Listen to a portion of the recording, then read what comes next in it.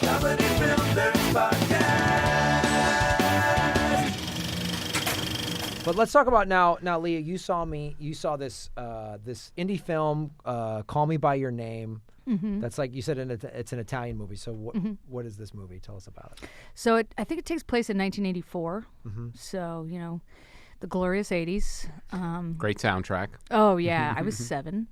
And it's a story of a 17-year-old, guy. I don't want to say boy or man. He's kind of in between that, like he's on the cusp of being a grown-up, but he's not quite, And his dad is a professor and invites a student to come and live with them for the summer and do research every summer. So every summer it's a different grad student.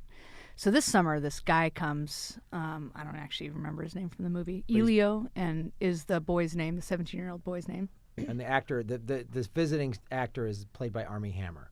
Armie Hammer. Right. Okay.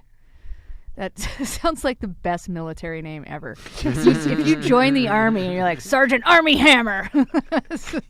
You would be promoted immediately. Yeah, you would. You're like, Sergeant Hammer, Sergeant Armie Hammer.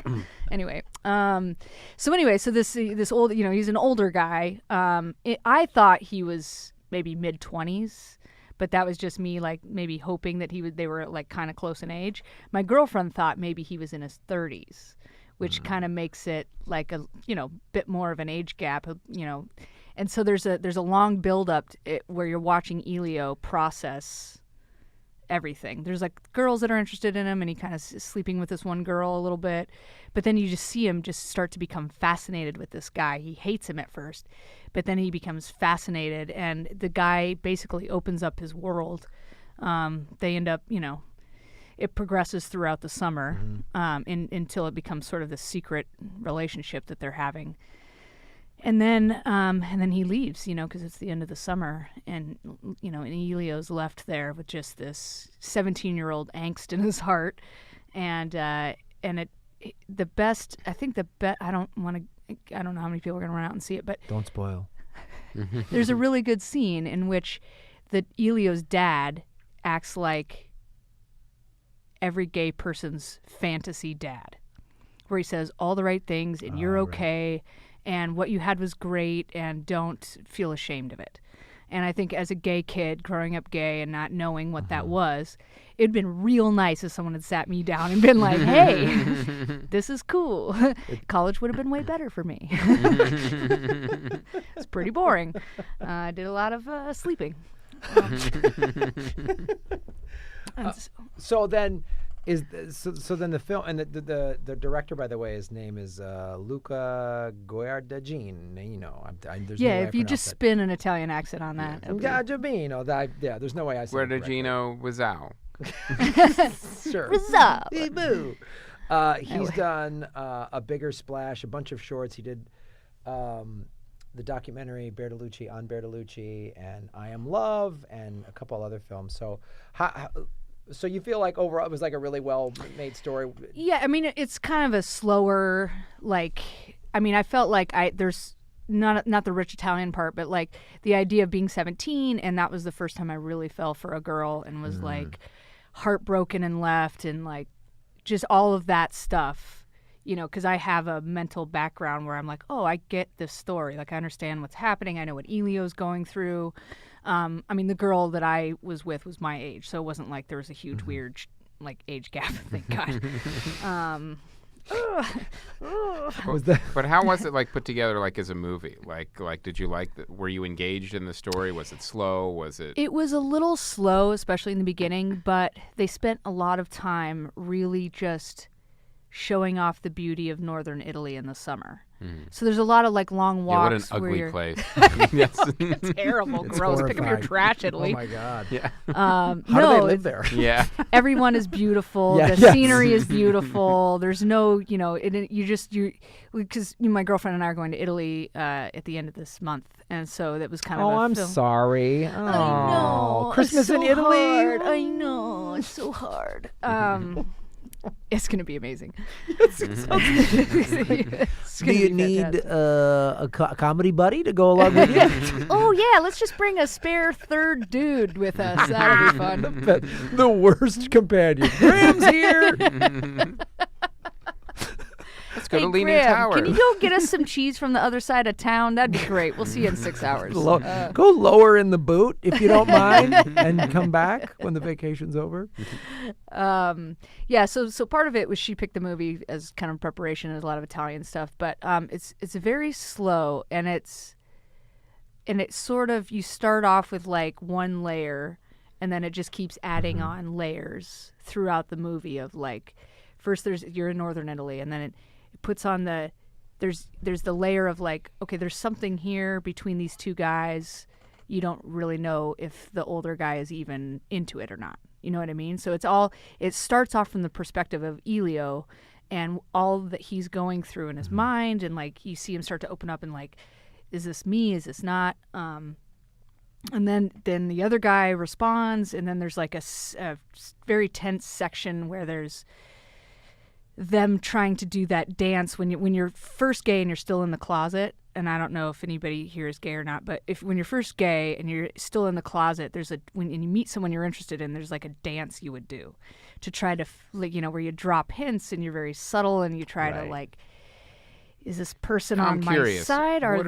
What are some of the hints? Like, is there a certain keyword like movie do you like, or magazine? Like, is there clues? Well, in the movie there was you know, he goes to watch him play some sport, some Italian sport, and he comes up and he rubs him on the shoulders, but then introduces him to a girl, and so Elio is like confused, like, is this a thing, or is it he trying to get me with this? Like he's, and so then this sounds interesting, because then I'm assuming Elio is then so he's sort of confused, like, am I gay? He is. He's 17 and Right. he doesn't know. And then, you know, in 1984, being gay was like, it was just starting to like really make the news. That, you know, there's like, you know, AIDS was coming around, and so being gay was still very frowned upon, and like no one really talked about it openly. Right. So there was these things the guy would do to try to be like, but it's really hard to tell. Is he being friendly? Is he coming on to me? Right. Is he like me, or does he want me to be with this girl so I won't like him? Like, there's like a dance that they do through the whole middle of the movie where you're trying to figure out how much attraction does each guy have for the other person. Well, this is interesting. I'd like to see it, because Armie Hammer, you know, is typically just cast as sort of the pretty boy in movies, or the leading man, or whatever. He's definitely a pretty boy, but right. He's a good-looking guy, but like to play. Still hard to forgive him for Lone Ranger. Is that years part ago, of the dance? but still, is how bad he was in Lone Ranger? Yeah, it's just hard. Oh, was he in the? Oh, yeah, that's going to be weird to watch this movie then. Yeah. He's nothing like that. He's like really smart in the movie. And there's a scene where he's going back and forth with the professor dad, and he actually corrects the professor dad, and the professor dad goes, "Oh, you passed. You know, I was testing you. You passed with flying colors." And so, like, he charms, you know, the mom, and he's so charming in the movie, and just gets everyone on his side to just. He's this, you know, big American, handsome, you know, kind of, you know, and so he charms all these Italian people into loving him, and then. You know, there's the section of the movie where it does actually happen. I mean, you don't see very much. It's I will say it's very classily done, especially for a gay film. No offense, gay guys, but they love to watch each other fuck. I don't know. Lesbians really aren't into that. So I don't know if I'm allowed to swear. You can beep it or whatever. But No, you can swear. That was great. Okay. So it's like, it's not like gay guys made the film. It's more like it just gives you the impression of what's going to happen, and then then the camera fades away, and then you know that it cannot be pretty. I've never watched it, but it can't be. Ugh, two guys. Ugh. I gotta wash that out of my mouth. No offense, love you, gay guys. You're great to shop with. Thanks for picking out plants for me. So, but Wow, you can say so much shit that we can't as I straight know. guys. That's Yeah, unbelievable. my There's Why, no. listen, we've been waiting thousands of years for this, okay? If I said that, it'd be like, you hate gays, Graham. You hate them. But Well, I mean, you know, You were like replaced with love. Christopher Plummer. well, let's do talk about that, because before we started recording, you were feeling like the Kevin Spacey thing had just happened, and so the age difference in the movie did that make it weird for you? Or so I mean, my girlfriend and I joked about it, where he was definitely older. He was a mature adult man, and they didn't give his age in the movie, so it's really hard to tell. And it's because he's handsome or whatever that he kind of has that timeless like 25 to 40 look. Do you know what I mean? So he could have been anywhere in that age range. I thought maybe mid to late 20s because that's kind of grad student-y age. But, you know, he could have been in his early 30s. Sure. But it's the whole idea of, like... Doesn't want to leave school, that kind of age. I guess, yeah. But it's kind of this older guy. Right, Kind of just wants to keep spending money on education. Yeah. Grad student, They keep really? accepting me. They keep accepting me. Why not keep going? I mean... now I don't have to make a resume. Yeah. Yeah, I tell all college students, I'm like, listen, I rushed through in 4 years, got out, and I was like, why did I do that? God, college. I went to class 18 hours a week. I used to complain about that. What? Anyway, so it's the whole idea that there's an older, we assume mature, we assume experienced person.